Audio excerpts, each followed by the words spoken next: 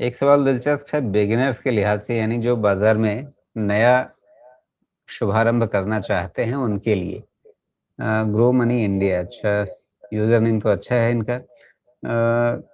क्या current market में safest investment strategy क्या रहेगी? अब पहली चीज कि क्या सेफेस्ट जैसा कुछ निवेश की दुनिया में होता है? क्योंकि आप सोने को सुरक्षित मानते हैं, वहां के कैसा उतार चढ़ाव है ये हमने इस साल देखा ही है। रियल एस्टेट को आप सुरक्षित मानते हैं, वहाँ भी इलिक्विडिटी और उतार-चढ़ाव दोनों तो सब कुछ दिखता है। शेयर बाज़ार तो बदनाम है ही अपने उतार-चढ़ाव के लिए। तो सेफेस्ट क्या होता है इस बाज़ार में? लेकिन फिर भी तुलनात्मक रूप से अगर कोई कम जोखिम लेना चाहता है और उसके साथ निवेश करना चाहता है, तो उसके लिए क्या रणनीति हो सकती है? देखिए, जब आप रिस्क एसेट क्लास चुनते हैं, तो सेफ वर्ड से आपका कोई रिश्ता नहीं रहता है। और अगर आप फिक्स्ड इनकम चुनते हैं, उसमें भी आप सोवरेन इन्वेस्टमेंट चुनते हैं, जो कि गवर्नमेंट बॉन्ड्स, ट्रेजरी इन्वेस्टमेंट ये सब बात करते हैं। तब आप थोड़ा सेफ लगा लीजिए, लेकिन कल को कंट्री, अब मान लीजिए कि ईरान ईरान को मार के खत्म कर दिया, अब उसमें क्या सेफ रह गया? गवर्नमेंट के पास ही कुछ नहीं बचा, गवर्नमेंट वाले ही नहीं बचे भैया, तो क्या सेफ रह गया? सेफ कुछ नहीं होता है। हर चीज में एक लॉजिकल कैलकुलेटेड रिस्क आपको जीवन में लेना ही पड़ता है, कुछ भी सेफ नहीं है। मैं कह रहा हूँ कुछ सेफ नहीं है।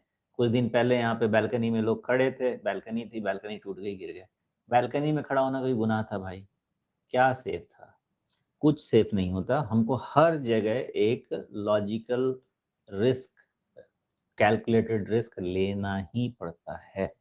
लेकिन अगर आप रिस्क एसेट क्लास चुनते हैं और उसमें आप चाहते हैं कि रिस्क को थोड़ा कंटेन किया जाए, तो there is something called balanced fund. हालांकि मुझे उसमें कोई ज़्यादा इंटरेस्ट होता नहीं है, लेकिन वो थोड़ा आपको हेज दे देता है, बिकॉज उसमें इक्विटी और डेट का मिक्स होता है। डेट रिस्क फ्री होता है ऐसा मत समझिए, डेट रिस्क फ्री नहीं होता है, उसमें कैपिटल रिस्क होता है।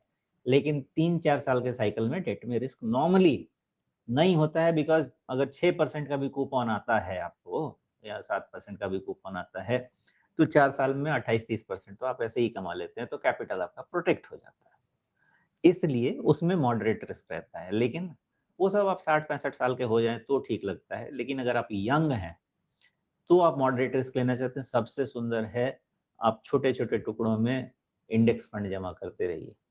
इंडेक्स फंड, क्योंकि 5 साल का आप होराइजन लेंगे, 10 साल का लेंगे, तो आप रफली यही पाएंगे कि 5 साल के इन्वेस्टमेंट साइकिल में 6-8% का प्रोबेबिलिटी ऑफ लॉस होता है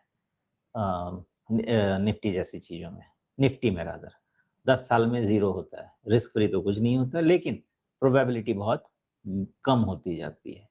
तो जो मॉडरेट कहने का है, उसमें आप ये सब कर सकते हैं, लेकिन रिस्क फ्री तो भाई इन्वेस्टमेंट के नाम पे कुछ नहीं।